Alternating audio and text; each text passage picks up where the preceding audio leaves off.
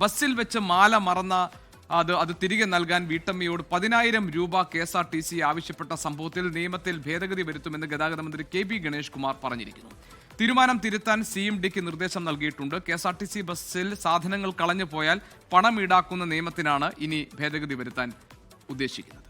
ഇല്ല, അത് നേരത്തെ ഉണ്ടായിരുന്ന ഒരു ഉത്തരവിൻ്റെ അടിസ്ഥാനത്തിലാണ്. കാരണം നഷ്ടപ്പെട്ട സാധനത്തിൻ്റെ വാല്യൂവിൻ്റെ ഇത്ര പെർസെൻറ്റേജ് സൂക്ഷിപ്പ് കൂലിയായിട്ട് വാങ്ങണം എന്ന് KSRTC നേരത്തെ ഒരു തീരുമാനം എടുത്തിരുന്നു.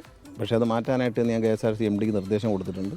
ഒരു ചെറിയ ഫീസ്, കാരണം പലപ്പോഴും മൊബൈൽ ഫോണൊക്കെ ആളുകൾക്ക് അന്ന് ഇതുപോലെയല്ല, മൊബൈൽ ഫോണൊക്കെ എല്ലാവരും കയ്യിലുണ്ട്, പലപ്പോഴും നഷ്ടപ്പെടുന്നുണ്ട്. അപ്പോൾ മൊബൈൽ ഫോണിൻ്റെയൊക്കെ വാല്യൂ നോക്കിയൊക്കെ എടുക്കുമ്പോഴത്തേക്കും വലിയ പൈസയാവും.